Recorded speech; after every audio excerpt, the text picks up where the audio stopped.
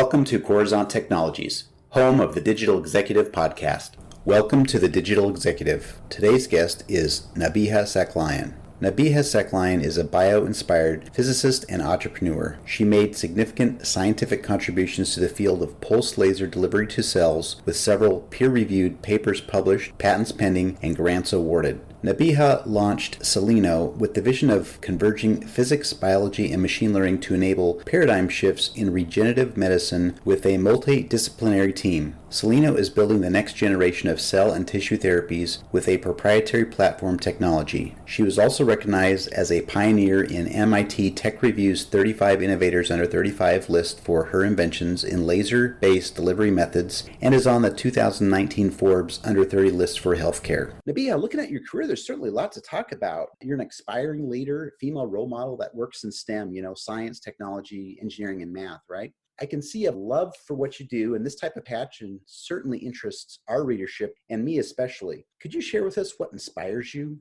The first person that comes to mind for me, as you were asking that question, it's definitely my mom. She is my biggest source of inspiration. And her story is fascinating because she grew up in a small town in northern Bangladesh, which is a country next to India, population of about 160 million. So a lot of people in a very small area. But yeah, when she was growing up, it wasn't normal for women to go past middle school, go to high school, let alone college. And my mom was motivated. She was committed. She fought everybody to get to college. So she became the first woman in her family to do that. And that story really always shows me how fearlessness, determination, and commitment and hard work can get you to where you want to go. And I always resonated with that in my mom's story. She later has gone on to become a very successful international school teacher for about 30 years now. And as I was growing up, she always encouraged me to pursue all of my passions. I always had a soft spot for the sciences, was very passionate about astronomy and physics since the age of 7 or so, and she always encouraged that. Which is amazing, and I wouldn't have been a scientist without her support. But she also really encouraged me to think about other activities, hobbies I might be interested in. So I pursued music, I pursued theater, pursued debate, and all of those things, all of those skill sets that I developed during my childhood, I think really helped me be a great scientist and an entrepreneur and a leader today, which I find really interesting. So I really owe it to her to always give me the support I needed to pursue these different passions and pursue my dreams, essentially. So what I see today, the other thing that I find really inspiring is I think there's tremendous potential to build the next generation of scientists and make them open up to the possibility of seeing themselves in science, pursue science. I don't think everybody has to be a scientist. I don't think that's necessary, but it would be amazing to have more science-minded people in the world. And I'm really looking forward to how we can make that difference happen. So yeah, thank you for having me on the podcast today. Excited to chat more. That's awesome. Thanks for sharing that. I love hearing everybody's unique story, especially yours. Nabiha, you really, in a sense, dabbled in a lot of different things to kind of figure out where your passion was. And that's certainly exciting, but also admirable. So thank you for that. So Nabiha, let's dive into your company a bit, Seleno. What specifically can you share where you are contributing in the regenerative medicine space? Seleno is building the world's first, what we like to call cell and tissue foundry, where we produce really high quality human cells and tissues for regenerative medicine application. Let's take an example. Let's say we have a patient who has Parkinson's disease. You could actually cure their disease by giving them a new dose of dopaminergic neurons, so a new dose of cells. And today, it's really hard to make those cells. There are a lot of challenges of how they're made. It's a very manual process, labor intensive, not very efficient. So what we do at Seleno is we merge 3 completely different types of technologies to make that process more efficient. So we merge laser physics, we merge stem cell biology with machine learning to automate this tissue manufacturing process. So it's a very unique approach and really has the potential to dramatically increase existing tissue manufacturing processes. That's exciting. I'd like to learn more. And like I said, I'm always doing podcasts. I do quite a few a week. And I may have you just back on the show to dive in a little bit more at some point. But thanks for sharing that. That's exciting. I'd love to be kind of part of that. Nabiha, any specific technology? As you know, this podcast is focused around technology and STEM, of course. Any specific technology that you leverage to assist in your science platforms you do the research in? We are huge fans of machine learning right now. I think it's just amazing how powerful it is to be able to use machine learning for tasks that were normally very tedious or low throughput, not reproducible. So for us, the way we leverage machine learning is we actually use image-based machine learning to take images of the cells and tissues that we're producing, and we train machine learning algorithms and neural nets to detect which cells are good quality and which ones are not so good quality. And then we use laser processing to manipulate and enrich those populations. What's really amazing, I've been working on my company for the past 3 years, and just seeing how the industry does it today, where it's a lot of manual processing, technicians and scientists looking at cells by eye, trying to decide which one's a good cell and which one's not, and then actually physically by hand picking and placing cells to assemble doses for clinical use. It's very tedious and it's not really scalable. So I've been very fortunate to be able to use machine learning advances in our company, and we're seeing the process improve dramatically. It's super promising to see that. And it's also great to be in a specific branch of machine learning, which is the image-based machine learning space, where there's been a ton of progress that has already been made. So it's a great opportunity to merge that with our laser processing and stem cell biology. That's exciting. It really is. I just finished up a class actually at MIT around machine learning, artificial intelligence, RPA and NLP. It's absolutely amazing how far we've come. And I'm glad you're able to leverage that. Obviously, you're doing things for the greater good of mankind, and having machines assist you with your outcomes or your output is just amazing. So thanks for sharing that. I appreciate that. Nabiha, I've read about, this is what probably gets you excited as well as me. I've read about your I Am a Scientist initiative to connect students with scientists. Tell us why you co-founded this great program.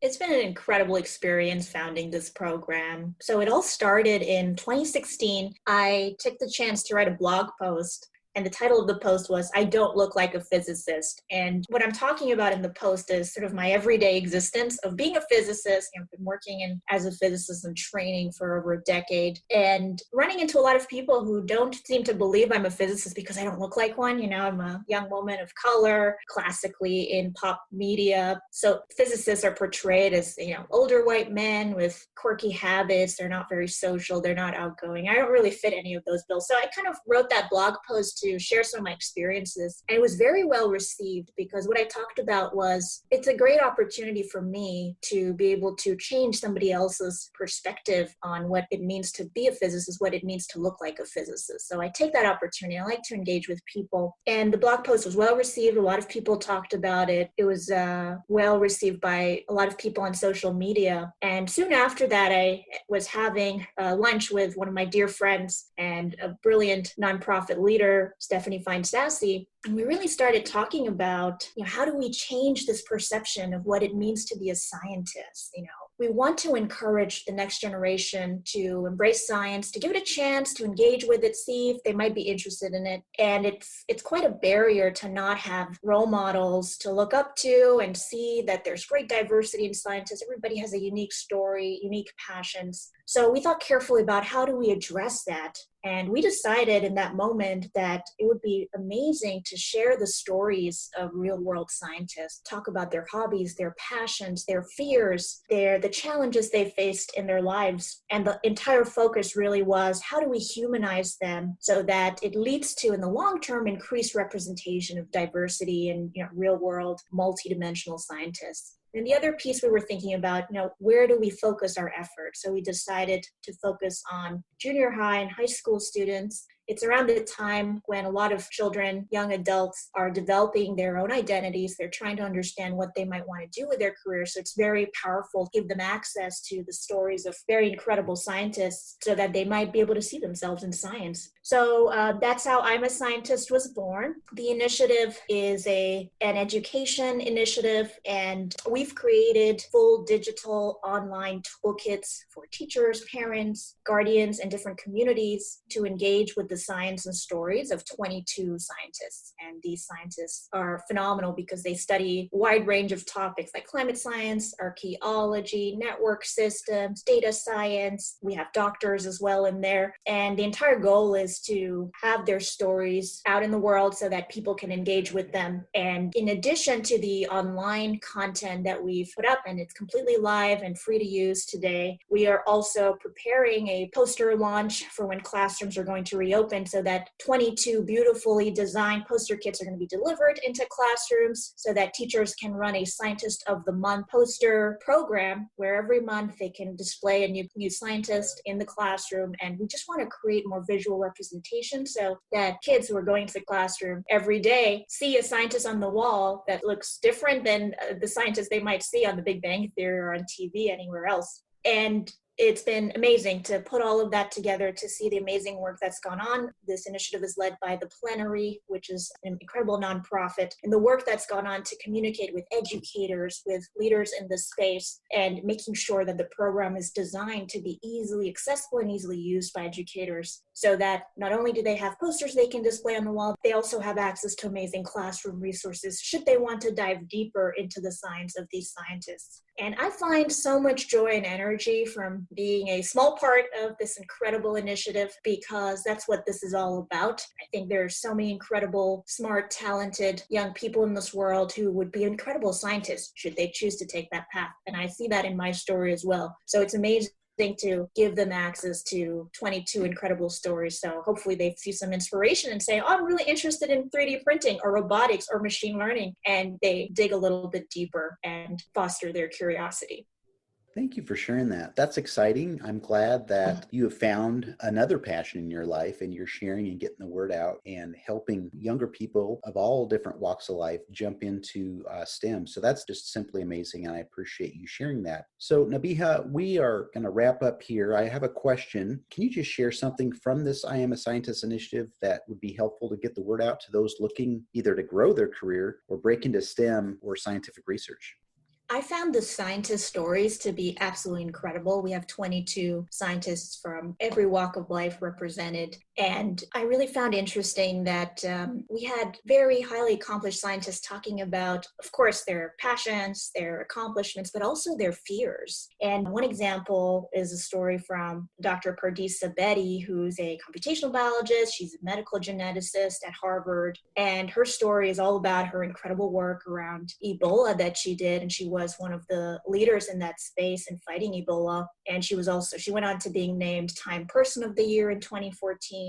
She also happens to be a rock star musician. So just seeing all the different layers to her story is super inspiring to me as well. And then one piece of the story that really was super powerful that she shared through this initiative is, she had a near-death experience through a car accident. And she talks about, how the doctors had said there was an 8% chance of survival. And she fought through that. She had several broken bones. And to me, that really highlights that it's okay to talk about all the different parts of your life. It's okay to talk about those really difficult moments and talk about failures, talk about when you felt uncertain, you didn't feel confident. And I find that a really compelling narrative within I'm a Scientist, because not only are we celebrating the great successes of these scientists, we're also sharing their true human selves and their stories so that we can all begin to appreciate that not everything is perfect and you don't have to be a natural born genius to be a scientist. You can work really hard and you can get there. And there will be a lot of challenges along the way that you're going to have to fight. So the initiative is specifically, of course, designed for students, junior high and high school students, but I think I personally learned so much from engaging with these stories of these incredible scientists. So I encourage everybody to take a look and, please share with the next generation, share with your communities. The theme we were really trying to draw on here, that it's very important to talk about the challenges and struggles also with becoming a scientist and being in STEM. There's a lot of hard work, but you're going to be fine. I think if you put your heart to it, you build a community around yourself that can support you, build friends who understand what you're going through, I think we can make a huge difference. And I find that very uplifting because it's really a chance to open up people's minds to science and build a better, stronger future where we can continue to innovate and lead the world in scientific endeavors. That's amazing. Thank you for sharing that. My goal here, Nabiha, is really to kind of get you some exposure around what you're doing. I think this is just simply amazing. And obviously, we're going to get you some exposure. Finding your passion and sharing that with the world to better the world is just simply outstanding. And I love what you're doing. Nabiha, I just want to personally thank you. It was a pleasure having you on the show today, and I look forward to speaking with you soon. Thank you so much, Brian. I had an amazing time. Bye for now.